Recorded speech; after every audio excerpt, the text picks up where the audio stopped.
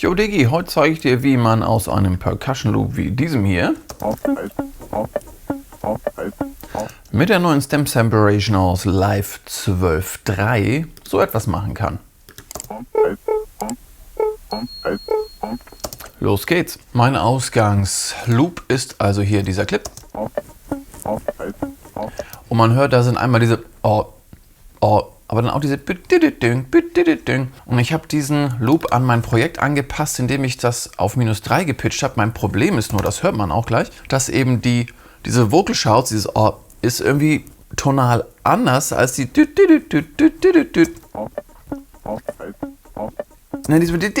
und im Kontext von meinem Song hört man auch, das klingt scheiße.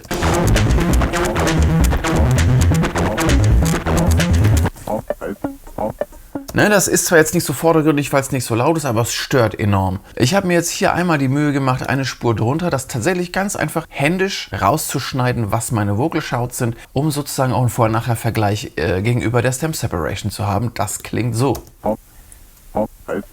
Ich habe hier noch mit einem EQ.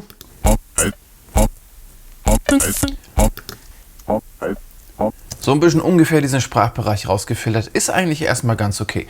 Dann wollen wir doch jetzt mal an die Stem Separation gehen. Für die Stem Separation habe ich mir hier den Clip vom Rest des Loops abgetrennt. Das macht deswegen Sinn, weil er sonst bei einer Stem Separation den ganzen Clip nimmt, auch wenn es immer derselbe Loop ist. Rechtsklick. Und da haben wir die neue Funktion hier unten, Separate Stems to New Audio Tracks. Jetzt gibt er mir die Auswahl, welche Tracks ich haben will. Ich weiß ja, dass hier eigentlich kein Bassline und auch nicht wirklich Vocals drin sind, aber mir geht es jetzt eigentlich eher auch darum rauszufinden, wie trennt er das überhaupt. Also lasse ich erstmal alle 4 und sage Separate. Das dauert dann kurz wegen des High Quality, das ich als Option gewählt habe.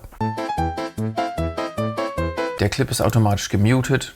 Und hier unten in der Gruppe müsste es eigentlich genauso klingen wie vorher. Was man hört, ist, dass er den Pitch mit übernommen hat bei der Stem Separation und tatsächlich behält er auch den Pitch bei. Also er bounced es nicht, sondern er macht eine Stem Separation und behält hier eine manuelle Pitchverschiebung bei. Jetzt wollen wir doch mal durchhören, was die einzelnen sind. Vocals. Da hat er offenbar diese Dös als Vocals erkannt, die Os aber nicht. Gerade mal durchhören, bis zum Schluss. Tatsächlich, also das sind die Dös. Das sind die Drums. Wie man sieht, wird das wahrscheinlich ziemlich genau wie das Original klingen. Das brauchen wir also nicht. Bassline wird leer sein, genau, da ist gar nichts drin, können wir rausnehmen. Und bei Others sind wir jetzt mal gespannt, was da drin ist. Das ist doch schon mal ganz okay. Dann mache ich doch erstmal jetzt hier mit dem als Basis weiter. Und zwar, indem ich einfach mal über die Z-Taste reinzoome und dann schneide ich mir das erstmal einfach ähnlich hin wie da unten.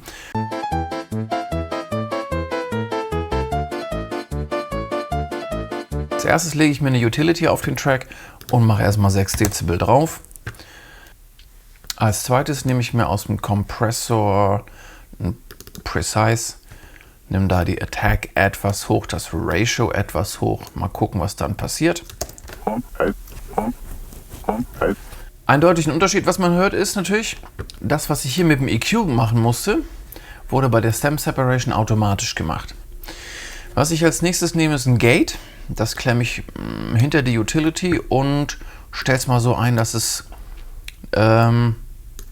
diese Störgeräusche zwischendrin noch rausfiltert. Das ist einfach, weil ich ein bisschen lazy bin. Ich könnte es auch manuell alles zurechtschneiden, aber warum, wenn man es auch einfach hat. Jetzt habe ich also hier ein Ergebnis aus der Stem Separation. Jetzt will ich natürlich mal wissen, wie klingt das denn überhaupt im Vergleich. Das ist jetzt das manuell zusammengeschnittene und mit einem EQ überdachte quasi. Manuelle Arbeit. Man hört deutlich noch die Störgeräusche drin und hier haben wir jetzt das aus Stem Separation manuell nachbearbeitet mit ein paar Effekten.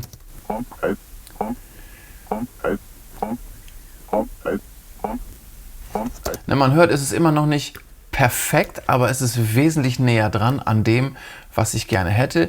Ich entscheide jetzt, dass ich doch noch etwas manuell beischneide, hier einfach um die Störgeräusche rauszukriegen. Das Coole daran ist jetzt, hier oben habe ich jetzt ja die,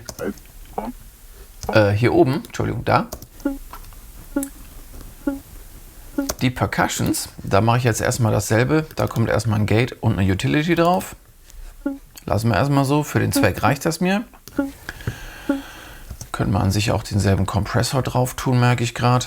Und das Schöne hieran ist, dass ich natürlich jetzt das hier separat pitchen kann. Ich mache das immer so ein bisschen grob nach Gehör bei solchen perkussiven Sounds. Muss ja nicht 100% akkurat sein, sonst kann man da auch mit dem EQ oder dem Spectral Analyzer dran gehen.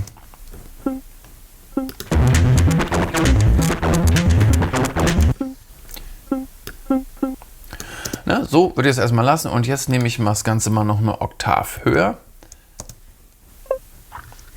So, jetzt wird mir das ein bisschen zu arg verfälscht. Den Pitch mache ich jetzt wieder auf 0 zurück und entscheide mich für das Shifter-Plugin, das einfach etwas andere Ergebnisse liefert. Und jetzt pitche ich das eine Oktav hoch. Ne? Hat eine etwas andere Klangcharakteristik und jetzt im Kontext.